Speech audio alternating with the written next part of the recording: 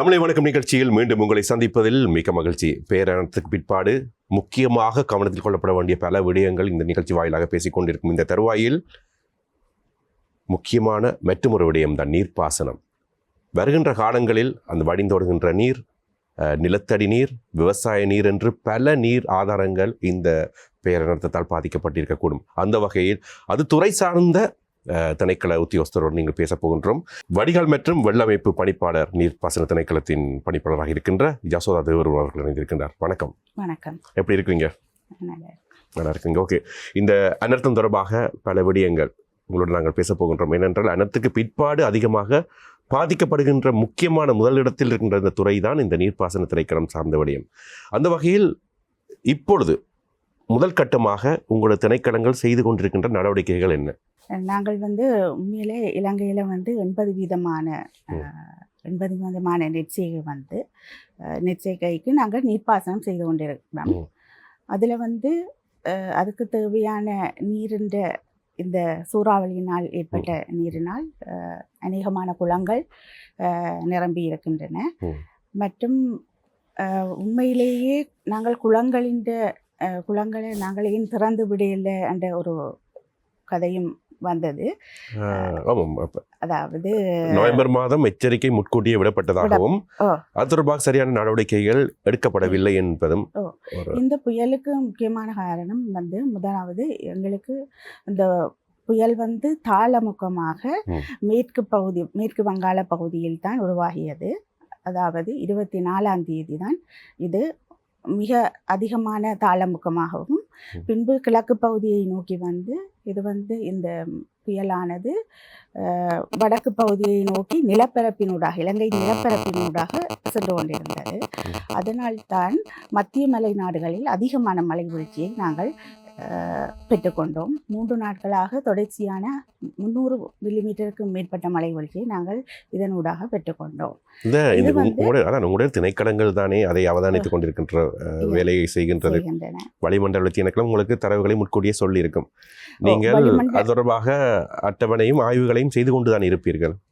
ஆமாம், நாங்கள் அட்டவணையும் ஆய்வுகளையும் செய்து, அதாவது இந்த சூறாவளி என்பது கடைசி நேரம் 27ஆம் தேதி தான் அது சூறாவளியாக உருப்பெறும் என்று சொல்லி அறிவிக்கப்பட்டது. எனினும் மலைவீழ்ச்சி அதுகளை நாங்கள் பார்த்து அதற்கான பகுப்பாய்வு நடவடிக்கைகளை ஒவ்வொரு நீரேந்து பகுதிகளுக்கும் நாங்கள் அனலைஸ் பண்ணி கொண்டு தான் இருந்தோம். அதன் மூலம் 26ஆம் தேதி மகாவலி கங்கையில் உள்ள நீரேந்து பகுதிகளுக்கு நாங்கள் நீர்மட்டம் உயரும் என்று சொல்லி நாங்கள் எச்சரிக்கையை விடுத்திருந்த நாங்கள் 26ஆம் தேதி அதுக்குரிய சிவப்பு அலர்ட்டாக, அதாவது மிகப்பெரிய ஆபத்து இருக்கிறது அந்த கட்மெண்டில் என்று சொல்லி நாங்கள் அறிவிப்பை விடுத்தோம் 26ஆம் தேதி. அதே மாதிரி கழனி கங்கையிலும் 26ஆம் தேதி சிவப்பு எச்சரிக்கையும் பின்பு சிவப்பு எச்சரிக்கையும் நாங்கள் விட்டோம். ஏனென்று சொன்னால் 25, 26, 27 பகுதிகளில் அதிகூடிய மழை வீழ்ச்சி பதிவு செய்யப்பட்டதன் காரணமாக அதனூடாக எங்களுடைய ஆய்வுகளின்படி இப்போ தாழ்நில பிரதேசங்கள் அதிகமாக பாதிக்கப்படும் என்பதை உணர்ந்து ஏற்கனவே நாங்கள் அதற்கான அறிவித்தல்களை வழங்கியிருந்தோம். உங்கள் அறிவித்தல் எச்சரிக்கை அங்கே பின்பற்றப்பட்டனவா? நாங்கள் திணைக்களத்தால் வெள்ள எச்சரிக்கைகள் மட்டும்தான் நாங்கள் வெளியிட முடியும். அனைத்து முகாமைத்துவ அவர்கள்தான் அதை நடைமுறைப்படுத்துவார்கள். மக்களுக்கு தெரிவித்தலோ, மக்களை பாதுகாத்தலோ, மக்களை வேறு இடங்களுக்கு இடம்பெயரச் செய்வதோ, அது மக்களுடைய தேவைகளை பூர்த்தி செய்வது அவர்களுடைய கடமை. அவர்களுக்கு நாங்கள் எச்சரிக்கையை உரிய நேரத்தில் வழங்குவதற்குரிய நடவடிக்கைகளை நாங்கள் மேற்கொண்டிருந்தோம்.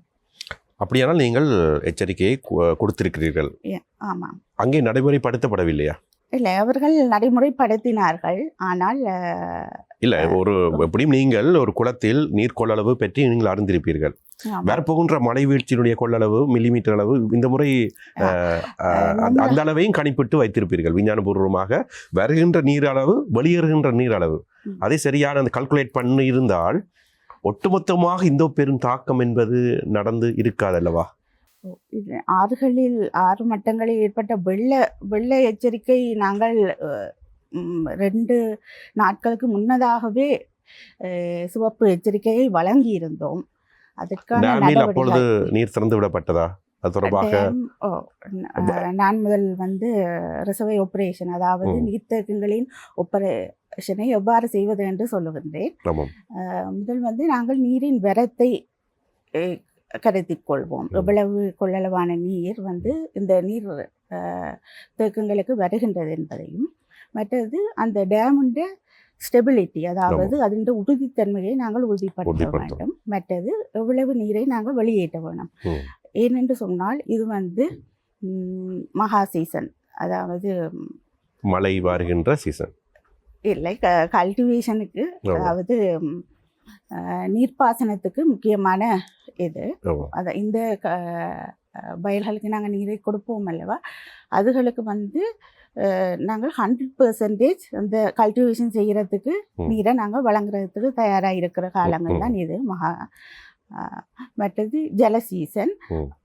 அடுத்து வந்து தேர்ட் சீசன், அதாவது அந்த சீசனுக்கு என்ன பேர்? மகா சீசன், ஜல சீசன் அண்ட் மூன்றாவது மூன்றாம் தர சீசன். அது எதை அடிப்படையாக கொண்டது அந்த சீசன்? அது வந்து நீரின்று நாங்கள் கொள்ளளவை வச்சு கொண்டு தான் அந்த இதுகளை நாங்கள் டிசைட் பண்ணுறது. ஏனென்று சொன்னால் உணவு, அதாவது உணவின் சேஃப்டியை நாங்கள் உறுதிப்படுத்த, அதாவது உணவு பாதுகாப்பை உறுதிப்படுத்துகிறதுக்காக நாங்கள் வந்து முதல் இதில் வந்து மகா சீசன் சொல்கிற சீசனில் வந்து ஃபுல்லாக நாங்கள் 100%க்கு தண்ணியை வழங்குவோம். ஜல சீசன் நார்மலாக 85%. மற்றது வந்து தேர்ட் சீசனில் வந்து பயிர்கள், உளுந்து அப்படியான இதுகளுக்கான நீரை வழங்குவோம். அது வந்து ரிசர்வாயர்ஸில் இவ்வளவு தண்ணீர் இருக்குது என்பதை கருத்தில் கொண்டு தான் அதை திட்டமிடுவோம். ஆனபடியினால் நாங்கள் ரிசர்வாயர் ஸ்டோரேஜை எவ்வளவு அதிகமாக வைக்க இயலுமோ அவ்வளவுக்கு நாங்கள் மேக்சிமம் வச்சிருப்போம். நார்மலாக எதிர்கால வறட்சியை கருத்தில் கொண்டு நீங்கள் அதை செயல்படுவீர்கள், அது உண்மைதான். ஆனால் இப்படி ஒரு எச்சரிக்கை உங்களுக்கு விடப்பட்டிருக்கின்றது. இது வந்து ஒரு வங்கள விரிகுடாவை மையப்படுத்தி பெரிய ஒரு பேனர்த்தமுடன் நடக்க போகின்ற ஒரு எச்சரிக்கை ஒன்று இங்கே இருக்கின்றது. நீங்களும் அது ரெட் அலர்ட் விட்டுருக்கீங்க. அப்பொழுது சிறுக சிறுக அந்த நீரை வெற்றி விடுகின்ற செயல்பாடுகளை செய்ய வேண்டியது உங்களது கடமை அல்லவா? கட்டமைப்பின் கடமை அல்லவா? தான். இது வந்து இந்த சூறாவளியால மழை வந்து இலங்கை பூராகவும் தான் மழை பெய்யுது. அதாவது வெள்ளம் வந்து எல்லா இடத்திலையும் தான் இருந்தது. தாழ்நில பகுதிகளும் அண்டிய பகுதிகளில் மட்டுமல்ல, மற்ற தாழ்நில ஏரியா பகுதிகளிலும் நிறைய வெள்ளம் வந்திருந்தது. ஏனென்று சொன்னால் மழை வீழ்ச்சி அதிகமாக பதிவாகி இருப்பதனால் அந்த நேரத்தில் நாங்கள் ரிசர்வாயர்ஸை அதிகமாக தண்ணியை வெளியேற்றினால் கீழே உள்ள கீழ் ஆற்று பகுதியில் உள்ள மக்கள் அதிகமாக பாதிப்படைவார்கள். அதனால்தான் நாங்கள் ரிசர்வாயர் மேக்சிமமாக வைத்துக்கொண்டு அளவளவாக ஆறுகளின் கீழுள்ள பகுதியில் உள்ள மக்கள் பாதுகாப்பாக இருப்பதை உறுதிப்படுத்தி தான் நாங்கள் அதை வெளியேற்ற வேண்டும். அதற்கான நடவடிக்கைகளை தான் மேக்சிமம் நாங்கள் எடுப்போம். ஏனென்றால் இயற்கை பேரனர்த்தத்தை நாங்கள் எப்பொழுதும் தடுக்க முடியாது, ஆனால் குறைக்க முடியும். இவ்வளோ பெரிய கட்டமைப்புகள் இருக்கும்போது அதை அவதானித்து செயல்பட வேண்டியது அவர்களதும் பொறுப்பு தான். வெறுமனே இயற்கை சக்தி மீது பார்த்தை நாங்கள் போட முடியாது, மனித சக்தி மீதும் சில தவறுகள் இருக்கத்தான் செய்கின்றது. சரி, இப்பொழுது இந்த நீர்ப்பாசன திணைக்களம் அணைகளுடைய பராமரிப்பு தொடர்பாக நீங்கள் பார்த்திருப்பீர்கள். அவற்றினுடைய தற்போதைய நிலை எவ்வாறு இருக்கின்றது? சரியான முறையில் இருக்கின்றதா? ஏதாவது பாதிப்புகள் அங்கே இருக்கின்றதா? ஆமாம், சில பாதிப்புகள் இருக்கின்றன. எந்த அணைக்கட்டுகளில்? ஏன்னா தவறான வதந்திகள் இணையதளங்களில் பரவி வருகின்றது. அதை அரசாங்கம் கூட மறுத்திருந்தது. கொத்மலை அணைக்கட்டு தொடர்பாக தவறான தரவுகள் வந்து சமூக வலைதளங்களில் இருந்தது. அது இல்லை என்ற பகிர்வுகளும் அங்கே இருந்தது. நீங்கள் சொல்லுங்கள், அந்த திணைக்களம் வாயிலாக நீங்கள் கடமையாற்றுகின்ற ஒரு அரசு உத்தியோகஸ்தன் வாயில எங்கெங்கே பிரச்சனைகள் எந்த ரூபத்தில் இருக்கின்றது? எங்கட திணைக்களத்தினால் பராமரிக்கப்படும் 73 பாரிய குளங்கள் மற்றும் 171 மத்திம குளங்களும் இருக்கின்றன. இவற்றில் வந்து நாங்கள் அணைக்கட்டை கட்டும் போது பாதுகாப்பு அணையன்று இன்னொன்றையும் நாங்கள் சேஃப்டிக்காக. இப்போ இந்த அந்த அணையை பாதுகாப்பதற்காக சில வேளைகளில் நாங்கள் அந்த சேஃப்டி அணைக்கட்டை நாங்கள் திறக்க வேண்டிய நிலை, அதாவது அவர்கள் அகழ்ந்து அதை திறந்து திறந்து விடுவார்கள். அது திறக்கும் பொழுது வந்து ரிவருக்குள்ளால தண்ணி போகாது. அது வந்து வயல் நிலங்களோ தரிசு நிலங்கள் அந்த நிலங்களுக்கு தான் அந்த நீர் அந்த வழியின் ஊடாக பாய்ச்சப்படும். அதனால் எங்களுடைய பாரிய அணைக்கட்டுகள் பாதுகாக்கப்பட்டுள்ளன. அதனால பெரிய எங்களுக்கு பாதுகாப்பு. மக்கள் இப்ப பாதுகாப்பாக இருக்கவில்லை, அணைகள் பாதுகாக்கப்பட்டிருக்கின்றன. ஆனால் நீர்ப்பரப்புகள் நிலப்பரப்புகள் வாழிடங்களுக்குள்ளால் அந்த தண்ணீர் தான் அது வாழிடங்களை அவ்வளவு பாதிக்காது. அது மெயினாக பாதிப்பது பயிர் நிலங்கள், தரிசு நிலங்களுக்கு உரிய பாதையாகத்தான் அது இருக்கு. எத்தனை குளங்கள் அப்படி திறந்து விட்டீர்கள்? அநேகமாக 60% குளங்கள் அப்படி திறந்து விட. 73 பிரதான குளங்களில் 60% அல்லது ஒட்டுமொத்தமாக 73 பிளஸ் 120 குளங்களை சேர்த்து 60%? சேர்த்து 60%. பாரி அனர்த்தம் தான் அது. அனர்த்தம். மேலே பெய்த மழையை விட இங்கே ஏனெண்டா எவ்வளவோ இன்ஃப்ளோ. நாங்கள் வந்து உங்களோட கெப்பாசிட்டியை, இலங்கையில் உள்ள கெப்பாசிட்டியை நாங்கள் பார்த்தோம்னு சொன்னாங்க. ரிசர்வாயர்ஸில் 4000 மில்லியன் கியூபிக் மீட்டர். அது 1.5 மடங்கு நாங்கள் இன்ஃப்ளோ பெற்றுக்கொண்டிருக்கிறோம். அதாவது குளங்களுக்கு ஆன தண்ணி வரத்து வந்து 1.5 மடங்கு வெளியேறுகின்ற நீரை விட வருகின்ற நீர் அதிகமாக இருந்தது. 1.5 மடங்கு அவ்வளவு கெப்பாசிட்டி உள்ள ரிசர்வேஷன் கெப்பாசிட்டி, டோட்டல் கெப்பாசிட்டின்ற அளவு நாங்கள் 1.5 மடங்கு அளவு நாங்கள் பெற்றிருக்கின்றோம் இந்த குறுகிய காலத்தில். உதாரணமாக நாங்கள் வடகிழக்கு பருவக்காற்று மழை, அதற்கு முதலாக ஐப்பசி கார்த்திகை மாதங்களில் செகண்ட் இன்டர் மான்சூன் சொல்லுவோம். அந்த மான்சூன் பீரியடில் தான் நாங்கள் அனுவல் அவரேஜ் ரெயின்ஃபால்ன்ற, அதாவது டோட்டல் ரெயின்ஃபால்ன்ற வந்து 30% மழையை நாங்கள் பெற்றுக்கொள்வோம். ரொம்பனாக இந்த மகா சீசன் தொடங்க முதல் நாங்கள் இந்த ரிசர்வேர்ஸில் 30% கீழே தான் வச்சுருக்கோம். அதாவது ஐப்பசி மாதத்தில் எங்களுடைய ரிசர்வே எல்லாம் வந்து 30% அதுக்கு கீழுள்ள வீதமாகத்தான் இருக்கும். ஏனென்று சொன்னால் மழையால் வருகின்ற தண்ணீரை சேமித்து வைப்பதற்காகவும் பேர்ந்து நாங்கள் அதை நீர்ப்பாசனத்துக்கு பயன்படுத்த வேண்டிய கட்டாயம் உள்ளது. ஜல சீசன் மற்றும் 3rd சீசன். என்ன சீசன் இருந்தாலும் இந்த டிசம்பர் சீசன் என்பது மழை வரும் என்பதை சாமானிய குழந்தையை கூட அறிந்து கொள்வார்கள். அதற்காகத்தான் அவ்வளவு கொள்ளளவு 70%. இந்த நேரங்களில் அவ்வளவு கொள்ளளவு வைத்திருப்பது தேவைதானா? 70% இடம் வந்து வைத்திருக்கிறோம். 30% தான் கொள்ளளவாக இருக்கின்றது, மிகுதி 70% ஸ்பேஸாக இருக்கின்றது. அப்ப நீங்க இந்த திறந்து விடப்பட்ட குளங்கள் அனைத்தும் ஸ்பேஸாக இருந்தது சொல்றீங்களா? இருந்தது, அநேகமான குளங்கள் ஸ்பேஸாக இருந்தது. மற்றும் பொழுது வருகின்ற சூறாவளியின் பற்றனை பார்த்தீங்கன்னா போன வருஷமும் இதே மாதிரி பெங்கால் சூறாவளி வந்தது.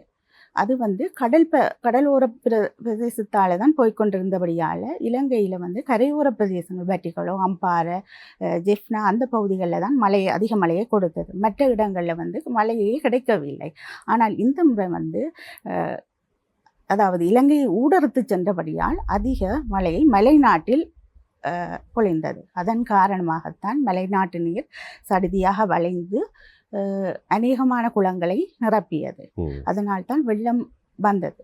நீங்கள் பாருங்கள், இந்த இலங்கை இப்போ நீங்கள் கூறிய கிட்டத்தட்ட 200-220 குளங்களை பற்றி அந்த டேட்டாஸை பற்றி கதைத்து கொண்டு இருக்கிறீர்கள், நல்ல விடயம். ஆனால் கடந்த காலங்களில் கற்றுக்கொண்ட பாடங்கள் நாங்களும் இந்த நேற்றில் பல தடவை இலங்கைக்கு நடந்திருக்கின்றது. சென்னைக்கு தமிழகத்துக்கு கூட அதிகமாக நடந்திருக்கின்றது. அங்கே 2000க்கும் மேற்பட்ட குளங்கள் இருக்கின்றது. அவர்கள் இங்கே பிரச்சனை வருகின்ற போது அவர்கள் என்ன செய்தார்கள் என்றால் 2000க்கும் மேற்பட்ட குளங்கள், கல்லணை, மேட்டூர், பல அணைகளை திறந்து விட்டார்கள், குளங்களை வெற்ற வைத்து விட்டார்கள். இதே தாக்கம் அங்கே சென்றது. இங்கே இருக்கிறத விட சனத்தொகை அங்கே அதிகம். 3 பேர் தான் இறந்தார்கள். எந்த விதமான சேதங்களோ சென்னையோ வெள்ளத்தில் மூழ்கடிக்கப்படவில்லை. அப்போ இங்கே ஒரு குழப்பகரமான ஒரு தரவுகள் எல்லாம் எங்களிடம் தெரிகின்றது. ஆமாம், அதற்கான காரணம் என்னவென்றால் அவர்களுக்கு நேரம் இருந்தது. அதாவது அவர்கள் சூறாவளி என்ற இதை வந்து உடனடியாக பெற்றுக்கொண்டார்கள். அதாவது இலங்கையில் சூறாவளி 27ஆம் தேதி தொடங்கி விட்டது என்பதை அவர்கள் அறிந்து விட்டார்கள். அதன் பிறகு அதன் பாதையை கணிக்கக்கூடியதாக இருக்கும். சூறாவளி வரவில்லை என்றால் சில வேளைகளில் தாளமுக்கம் வந்து அது சில வேளை தான் சூறாவளியாக மாறும், சில வேளைகளில் அது கலைந்து போய் வாய்ப்பு. அப்ப சூறாவளி என்று அறிந்து விட்டால் தெரியும் அதிக மழை வீழ்ச்சி கட்டாயம் கிடைக்கும் என்று. ஆனால் எங்களுக்கு ஒரு நாளைக்கு முதல் தான் அது தெரியும். ஆனால் அவர்களுக்கு 5-6 நாளைக்கு மேல் தெரியும். மற்றது அவர்களுடைய சூறாவளியினுடைய பாதையை பார்த்தீர்கள் என்றால் கடலில் தான் இருக்குது. கடலில் இருப்பதனால் அவர்களுக்கு மழை வீழ்ச்சி வந்து குறைவு. ஆனால் எங்கள் நாட்டை ஊரெடுத்து சென்றதாலும் மலைநாட்டு பகுதிகள் தடைகளை ஏற்படுத்தி அதிக மழையை பெருப்பித்ததாலும் தான் எங்களுக்கு அதிகமான வெள்ளம் ஏற்பட காரணமானது. இப்பொழுது மக்களுடைய வாழ்வாதாரம் தொடர்பாக நாங்கள் பேசலாம். நீர்ப்பாசன திணைக்களம் ஒரு உத்தியோகஸ்தர் வகையில் பல விடயங்களை பகிர்ந்து கொண்டீங்க. மக்கள் கடைபிடிக்க வேண்டிய விடயங்கள் என்னவாக இருக்கின்றது பாதிக்கப்பட்ட பிரதேசங்களை சார்ந்த மக்கள்? ஆமாம், இப்பொழுது அநேகமான நெல் பயிற்சிகள் அழிவடைந்துள்ளன. ஆகவே அவர்கள் வந்து மீள பயிர் செய்ய வேண்டிய கட்டாய தேவை இருக்கின்றது. அதனால்தான் உணவு பாதுகாப்பை நாங்கள் உறுதிப்படுத்திக் கொள்ளலாம். அவர்கள் அதுக்கான நடவடிக்கைகளை எடுக்க எங்களுடைய குளங்களில் உள்ள கனல் சிஸ்டம் அதுகளும் மற்றது எங்களோட ஸ்ட்ரக்சர்ஸ் அதுகளும் கணக்க டேமேஜ் அடைந்து இருக்கின்றன. அதாவது கனல் வாய்க்கால்கள் நீர்ப்பாசனத்துக்கு வழங்கும் கால்வாய்கள் பாதிக்கப்பட்டுள்ளன. மற்றதும் ஃப்ளட் பண்ட் அதுகளும் பல இடங்களில் பாதிக்கப்பட்டுள்ளன. அப்போ அந்த இதுகளை வந்து நாங்கள் கட்டமைக்க வேண்டும். ஏனென்றால் பருவமழையும் வரப்போகின்றது. அதில் ஏற்படும் தாக்கம் என்ன மாதிரி இருக்கும் என்று தெரியாது. சில வேளை அது ட்ரை பக்கம் போகலாம். சில வேளைகளில் அது வந்து மழையாகவும் வரலாம். அதை நாங்கள் மானிட்டர் பண்ண வேண்டும். அதோட நாங்கள் இந்த ஃப்ளட் பண்டுகள் அதுகளே வந்து திருத்தி அமைத்தால்தான் திரும்பவும் வெள்ளம் வந்தால் வழிந்தோடாதபடி நாங்களால் தடுக்க முடியும். குடிமனைகள் போகாதபடி தடுக்க முடியும். எனக்கு ஒரு உண்மையான ஒரு நேர்மையான ஒரு பதில் ஒன்று வேணும். இங்கே பாதிக்கப்பட்ட டேம் குளக்கட்டுகள் எது? அணைக்கட்டுகள் வந்து பாதுகாக்கப்பட்டது அந்த சேஃப்டி பண்டுகளால். சந்தேகம் கொள்ள தேவையில்லை. அப்ப இந்த அணைக்கட்டுகள் இல்லை, அதுகள் பாதிக்கப்பட்டிருக்கு. ஆனால் முழுதாக உடைக்கப்படவில்லை. உடைக்கப்பட்டிருந்தால் பாரிய அனர்த்தம் நேர்ந்திருக்கும். இனிவரும் காலங்களில் ஏதாவது உச்சநிலையை அணைக்கட்டை நீர் அடையும் போது அதற்கு பாதிப்பு வரும் என்பதை நீங்கள் நம்புகிறீர்களா? அந்த அணைக்கட்டுகள் பருவமழை காலம் இனித்தான் வரப்போகின்றது. அதுக்காகத்தான் அதற்கு முந்தையாக நாங்கள் அதுக்கான திருத்த வேலைப்பாடுகளை மேற்கொள்ள வேண்டும் என்று. எந்தெந்த அணைக்கட்டுகள்? அநேகமாக மாவிலாறு அணைக்கட்டு, மகாவலியால் அது பாதிக்கப்பட்டது. ஃப்ளட் பண்டு அதுகளும் பாதிக்கப்பட்டிருக்கின்றது. மற்றது மன்னார் மாவட்டத்தில் கட்டுக்கரை குளத்திலும் இந்த சேஃப்டி இதைத்தான் நாங்கள் திறந்து விட்டுனாங்க. அதையும் முழுசாக புனர்நிர்மாணம் செய்ய வேண்டும். கொத்மலைக்கு ஏதாவது பாதிப்பு இருக்கின்றதா? கொத்மலை நீர்த்தேக்கம் உண்மையில் அது சிலோன் எலக்ட்ரிசிட்டி போர்ட் அவங்க கட்டுப்பாட்டுகள் உள்ளபடியால் அவர்கள் தான் அதை. விக்டோரியா டேம் என்ன மாதிரி? அந்த தொடர் டேமுகள் எல்லாம் அவர்களுடைய கட்டுப்பாடு, எலக்ட்ரிசிட்டி போர்ட்டின் கட்டுப்பாட்டில் தான் உள்ளன. சரி, இனி முக்கியமான தலையாய பிரச்சனை, அத்தியாவசிய பிரச்சனைகள் சார்ந்த எதிர்கால பிரச்சனை கருதிய விடயங்கள் தான்.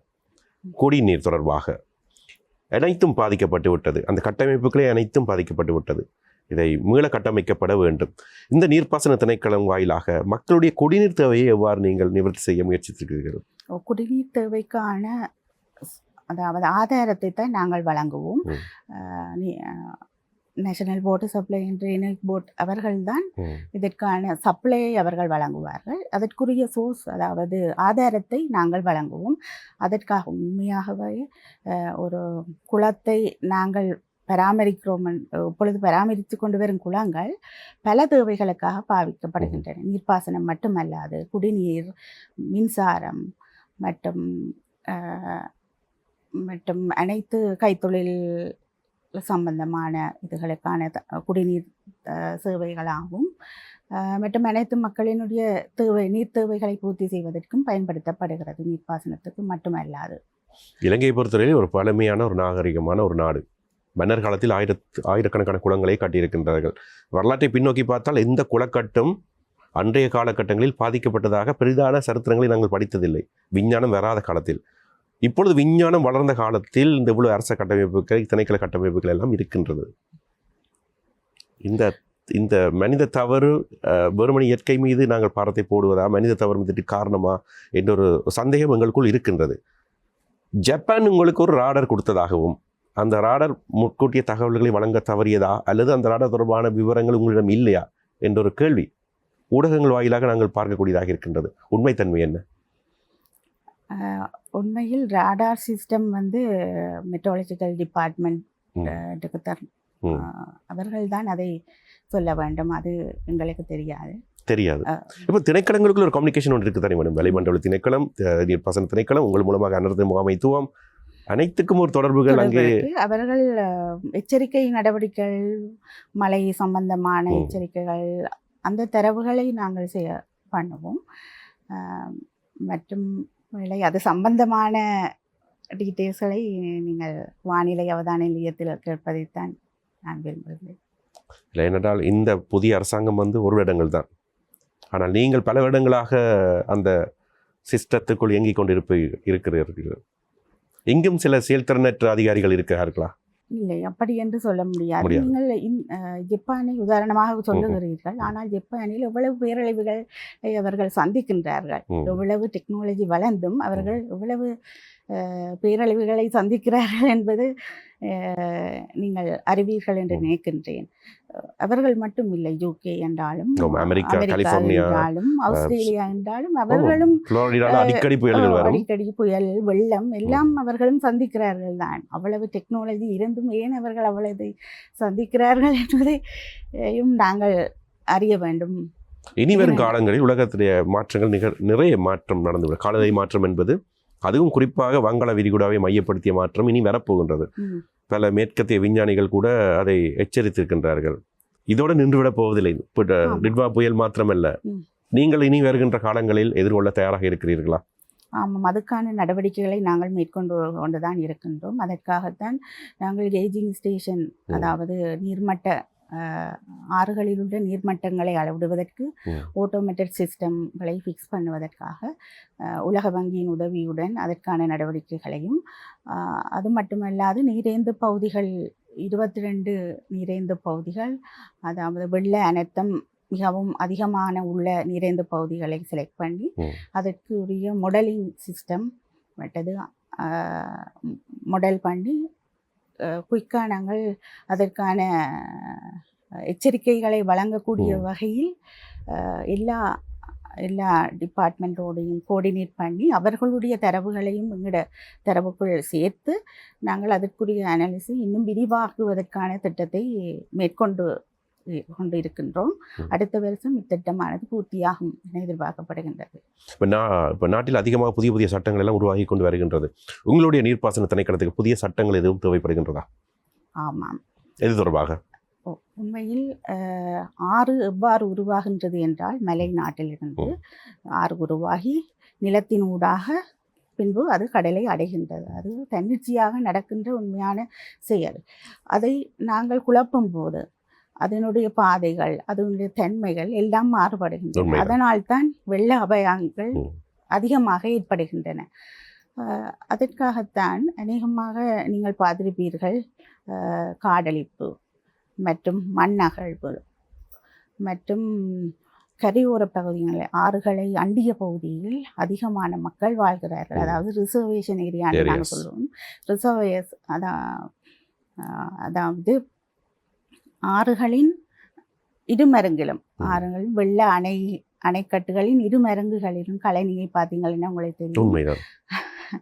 கடலில் கலக்க போகும் இடத்தில் மக்கள் சரிவாக எல்லையோரத்தோடு இருக்கின்றார்கள். ஆமாம், மக்கள் சரிவாக இருக்கின்றார்கள். அதனால் எங்களால் அந்த ஃப்ளட் பண்டின் ஸ்டெபிலிட்டியை கூட பார்வையிட செல்ல முடியாமல் உள்ளது. அதாவது எங்களுக்கு அக்சஸ் இல்லை, போகிறதுக்கும் அக்சஸ் இல்லை. மற்றது அந்த பண்டின் பகுதியில் ஏதாவது டேமேஜுகள் ஏதாவது இருந்தால் அதுகளை பார்வையிடக்கூட முடியாத நிலை. ஏனென்றால் கட்டிடங்களால் நிரம்பி உள்ளது. கட்டிடங்களாலும் கொங்கிரீட்டுகளாலும் நிரம்பி இருக்கின்றதுனால எங்களால் அது அந்த அணைக்கட்டுகளின், அதாவது வெள்ள பாதுகாப்பு அணைக்கட்டுகளின் நிலைமையை எங்களால் சென்று பார்க்க முடியாமல் உள்ளது மழை காலங்களில். மாற்றி அமைக்கப்படுமா இது இந்த மினி இவர் காலங்களில்? வரும் காலங்களில் இது மாற்றி அமைக்கப்பட வேண்டும் என்றுதான் நாங்கள் கேட்டுக்கொள்ளுகின்றோம். அதனாலே அதிகாரிகளுக்கும் எல்லோருக்குமே அந்த வெள்ளம் சம்பந்தமாக சரியான பாதிப்பு, அதை மக்கள் தான் கவனத்தில் கொண்டு அதற்கான நடவடிக்கைகளை அவர்களும் எங்களுக்கு உதவி செய்து அவர்களும் அதற்கான நடவடிக்கைகளுக்கு உதவி செய்தால் மிகவும் நன்றாக. இதற்கு முன்பு அப்படியான சட்டங்கள் இருக்கவில்லையா? ஏனென்றால் ஒவ்வொரு பிரச்சனைக்கு பிற்பாடு ஒரு சட்டங்கள் இயற்றப்படும், இல்லாத ஒரு வர்த்தமானி அறிவித்தல் வெளியிடப்படும். சுனாமிக்கு பிற்பாடு கரையோரத்தை ஆண்டிய 100 மீட்டருக்கு யாருமே இருக்கக்கூடாதுன்னு சொல்வார்கள். ஆனால் பார்த்தால் இன்று எல்லா கட்டடங்களும் ரெஸ்டாரண்ட்ஸும் பாருமா தான் அந்த இடத்துல இருக்கின்றது. உங்களுக்கும் ஏற்கனவே இந்த சட்டங்கள் இருந்திருக்க கூடும் அல்லவா? அல்லது பயன்படுத்தப்படாமல் நீர்த்து போக செய்திருக்கின்ற காரியங்கள் நடந்திருக்கும் அல்லவா? ஏற்கனவே எங்களுக்கும் ஆறுகள் மற்றும் குளங்கள் பாரிய நீர்ப்பாசன கட்டமைப்புகளை அண்டிய பகுதிகளில் ரிசர்வேஷன் ஏரியா மாதிரி நாங்களும் வரையறுத்து வைத்திருக்கின்றோம். ஆனால் அது நடைமுறைப்படுத்துவதில் பிரச்சனை உள்ளது. எங்க பிரச்சனை? என்ன பிரச்சனை? அது அதான் ஆட்சி அரசாங்கம் அதிகாரம் எல்லாம் இருக்கின்றது உங்களோட கையில். என்ன பிரச்சனை அதில்? மக்களுடைய கிட்டத்தட்ட இந்த நிமிடம் வரைக்கும் அரசாங்கம் வெளியிட்ட தகவலின்படி 465 பேர் இறந்திருக்கின்றார்கள், 366 பேர் காணவில்லை. இன்னும் அதிகரிக்கக்கூடும். பெரியோரு உயிரிழப்புக்கு பிற்பாடு நாங்கள் இன்னுமே அதை பற்றி ஒரு ஆச்சரியக்குறியுடன் எங்களுக்குள்ளே நாங்கள் ஹைப்போதிஸை கேட்டுக்கொண்டிருப்பதில் அர்த்தம் இல்லை தானே? ஆனால் இந்த அரசாங்கத்தின் அதிகாரத்தின் கீழ் அநேகமாக இது நடைமுறைப்படுத்த இலகுவாக இருக்கும் என்று எதிர்பார்க்கின்றேன். புதிய நீர் வழிந்தோடும் பிரதேசங்கள் எல்லாம் அடையாளம் கண்டிருப்பீர்கள். இவை இயற்கையின் வழியில் அவ்வாறான நீர்த்தக்க பிரதேசங்கள், நீர் வழிந்தோடும் பிரதேசங்களாக நீங்கள் அடையாளம் கண்டு அதற்கான இடத்தை கொடுப்பீர்களா? இல்லை இப்போ மறுபடியும் மக்கள் குடியிருப்புகள், மக்களுடைய நிலப்பரப்புகள் சுற்றுலாத்தலங்களாக மாற்றி அமைக்கப்படுமா? இல்லை, அதுக்கான நடவடிக்கைகள் எடுக்கப்பட்டு கொண்டிருக்கின்றன. நாங்கள் ஃப்ளட் மாடலிங் செய்து எவ்வளவு ஏரியா இதனால் பாதிக்கப்படும், எவ்வளவு உண்மையில் முற்காலங்களில் அதாவது வெளிய காலங்களில் ஃப்ளட் ரிட்டென்ஷன் ஏரியாஸ், அதாவது தண்ணியை தேக்கி வைக்கக்கூடிய தன்மை, அதாவது ரிவரில் இருந்து ஓவர்ஃப்ளோ பண்ணி போகிற தண்ணி அந்த ரிட்டென்ஷன் ஏரியாவில் தங்கியிருந்து பேர்ந்து மெல்ல மெல்லமாக வழிந்து தான் அது நீர் கீழ்ப்பகுதியை சென்றடையும். அதன் காரணமாக ஃப்ளட்டின் பீக், அதாவது உச்ச வெள்ள மட்டத்தை நாங்கள் குறைக்கலாம். அதோடு மட்டுமில்லாமல் நேரத்தையும் டிலே பண்ணும். அப்போ அந்த இடங்கள் இப்பொழுது மக்களால் ஆக்கிரமிக்கப்பட்டிருக்கின்றன. அந்த நிலங்களையும் நாங்கள் ஏற்கனவே இப்பொழுது நடவடிக்கை எடுத்துக்கொண்டிருக்கின்றோம். அதை மேப் பண்ணுறதுக்கு எந்தெந்த இடங்கள் மிகவும் பாதுகாப்பற்ற இடங்கள் என்று ஐடென்டிஃபை பண்ணின இடங்களை மார்க் பண்ணி கொண்டிருக்கின்றோம். இனி வரும் காலங்களில் பிரச்சனை வராதுன்னு நம்பலாம், அப்படித்தானே? ஆமாம். ஏன்னா நிலைபெறான டெவலப்மெண்ட், சஸ்டைனபிள் டெவலப்மெண்ட் என்பது முக்கியமான ஒரு விடயம். இது முடிஞ்சது 2 கிழமையில் எல்லாமே சரி செய்த பிறகு மறந்தால் மறுபடியும் இன்னொரு புயல் வந்தால் அதை தாக்கு பிடிக்கின்ற சக்தி இந்த குட்டி நாட்டுக்கு இருக்கின்றதா என்பது ஒரு சந்தேகம் தான். ஏனென்றால் இதைவிட ஆபத்துக்கள் வரவிருப்பதாக உலகம் பூராவும் இந்த புவி வெப்பமயமாதல், இந்த குளோபல் வார்மிங் என்றது சர்வதேச நாடுகளில் எச்சரித்து கொண்டிருக்கின்றார்கள். அதனால் நாங்கள் அது அலர்ட்டாக இருக்க வேண்டிய காலம் இருக்கின்றது.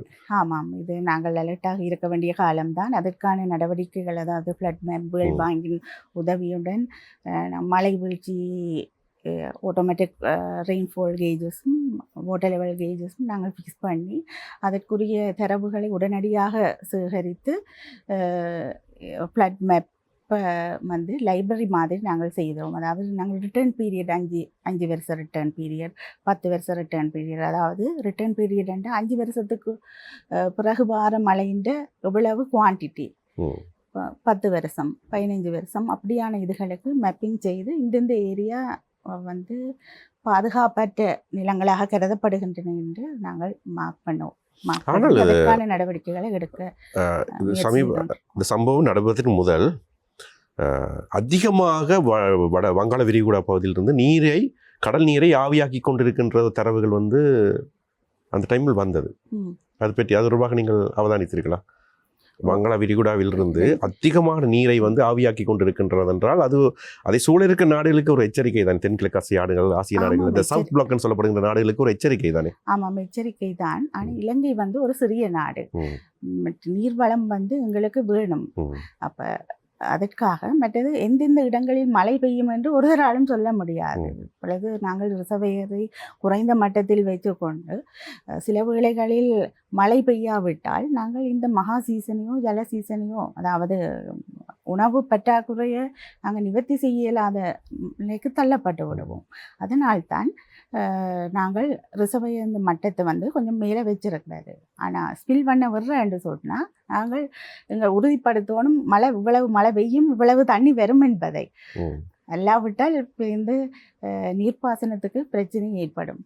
நீர்ப்பாசனம் வழங்க முடியாது. ஏனென்றால் 80% நீர்ப்பாசனம் வந்து அதாவது நெற்பயிற்சிக்கு நாங்கள் வழங்குகின்றோம். ஆனால் சரியான முறையில் நாங்கள் அடையாளம் காணாவிட்டால் நீங்கள் மக்களுடைய வீட்டுக்கு நீர்ப்பாசனத்தை வழங்கி விடுவீர்கள் என்ன? சரி, இல்லை என்னென்றால் இப்பொழுது பிரிட்டிஷ்காரங்கள் கூட விவசாயங்கள் அல்லது தேயிலை தோட்டங்கள் செய்யும் போது அது வடிந்தோடுவதற்கு அதிகமான கட்டமைப்புகளை அவர்கள் செய்திருந்தார்கள். இன்று போய் பார்த்தால் அதில் கூட தேயிலை பயிற்சிகையோ வேறு வேறு பயிற்சிகள் மூலமாக அந்த வாயில்கள் எல்லாம் அடைக்கப்பட்டிருக்கின்றது. அது தொடர்பாக அவதானங்கள் இருக்கின்றதா? அதுகளும் ஒரு காரணம்தான் மழை வெள்ளம் வாரத்திற்கு. ஆனால் இது மாதிரியான நிறைய விஷயங்கள் இருக்கின்றன. அதுகள் கூட வெள்ளத்துக்குரிய பாதிப்பை ஏற்படுத்து. வெறுமனே அரசியல் காரணங்கள் மீது விரலை நீட்ட முடியாது. அரசாங்க கட்டமைப்புக்கும் பாரிய. நன்றி. இறுதியாக மக்களுக்கு சொல்ல விரும்புவது என்ன?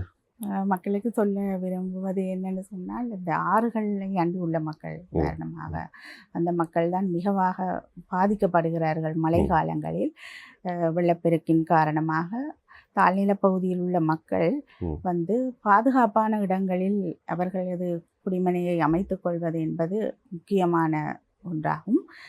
மன்னிக்கவும், இடையில் நான் இதில் நீங்கள் அடையாளம் கண்டிருக்கிறீர்களா? சமவெளி பிரதேசங்கள் ஏதாவது மக்கள் வாழிடத்துக்கு தகுந்த இடங்கள் சொல்லி நீங்கள் ஏதாவது அறிக்கைகள் கொடுத்திருக்கிறீர்களா? நாங்கள் என்னென்னு சொன்னால், இப்போ கழனி ஏரியாவை பொறுத்தவரையில் வந்து அது வந்து நெருக்கமான இடம். அதுக்கு வந்து வேறு ஆல்டர்னேஷன் தான் நாங்கள் கொடுக்கலாம். அதாவது வெர்டிக்கல் ஸ்ட்ரக்சர்ஸ், அதாவது அவர்களை மூவ் பண்ண கூடிய மலையகத்தில் சமவெளி பிரதேசங்களில் மக்களை நகர்த்துவதற்கு ஏதாவது வழிகள் இருக்கின்றதா? வழிகளில் வந்து வெள்ளப்பெருக்கினாலோ அல்ல மழை வீழ்ச்சியினால் கட்டிட NBRO national building research organisation அவர்களால் ஐடென்டிஃபை பண்ணப்பட்டிருக்கு. அதாவது இது இந்த இடங்களில் குடியமர்த்தக்கூடாது என்று. அந்த இடங்களை அவர்கள் தவிர்ப்பது மிக நல்லது. அவர்கள் தவிர்ப்பதை விட அரசாங்கம் திணைக்களங்கள் அடையாளப்படுத்தப்பட்ட இடங்கள்னு சொல்லி இனிமேலாவது அதை நாங்கள் ஒரு பெரிய ஒரு அவசர கால நிலைமையை கருத்தில் கொண்டு ஒரு போர்க்கால சூழலை கருத்தில் கொண்டு புதிய வரைபடங்களை உருவாக்க வேண்டும் அல்லவா? வரைபடங்களை உருவாக்குவதற்கு நாங்கள் முயற்சி செய்திருக்கின்றோம். அடுத்த தலைமுறைக்கும் நாங்கள் 2017, 2021, 2023, 2025 திருப்பி ஒரு கதையை நாங்கள் அடுத்த தலைமுறைக்கு சொல்லுவோம். 500 ml மழை வந்து விட்டது, 1000 ml மழை வந்து விட்டது என்று. உண்மைதானே? சரி, நன்றி. இந்த நீர்ப்பாசன திணைக்களத்தினுடைய நோக்கம் என்ன, செயல் திட்டம் என்ன, நீர்ப்பாசன திணைக்களம் என்றால் என்ன என்பதை பற்றி மக்களுக்கு சொல்லிவிடுங்க. நீர்ப்பாசன திணைக்களம் வந்து 1900 ஆண்டு தான் உருவாக்கப்பட்டது. இந்த வருடத்துடன் 125 ஆண்டுகளை பூர்த்தி செய்திருக்கின்றது. நீர் சம்பந்தமான கட்டமைப்புகளை உருவாக்குவது, பராமரிப்பது மற்றும் மானிட்டர் பண்ணுறது மற்றும் கட்டமைப்பது போன்ற நடவடிக்கைகளை நீர்ப்பாசன திணைக்களத்தால் மேற்கொள்கின்றோம். மற்றும் பிரதான நோக்கமாக ஃபுட் செக்யூரிட்டி, அது தான் எங்களது பிரதான நோக்கம். அதனுடைய நீர்ப்பாசனத்தின் மூலமாக நாங்கள் ஃபுட் செக்யூரிட்டியை உறுதிப்படுத்துகின்றோம். மற்றும் வெள்ள நிலைமைகளில் வெள்ள தரவுகளை மக்களுக்கு தெரியப்படுத்துவதன் மூலம் வெள்ள அனர்த்தத்திலிருந்து பாதுகாப்பதற்கான நடவடிக்கைகளையும் மேற்கொண்டு வருகின்றோம். நன்றி. இங்கு வந்து பல்வேறு விதமான விடயங்கள், பல கேள்விகளுக்கான சந்தேகங்களை மக்கள் சார்பாக எங்களுடைய ஊகங்களின் சார்பாக பல விடயங்களை நாங்கள் பேசியிருந்தோம். அந்த வகையில் பலவிதமான கருத்துக்களை கூறிய உங்களுக்கு மனமார்ந்த நன்றிகள். நன்றி. ஓகே.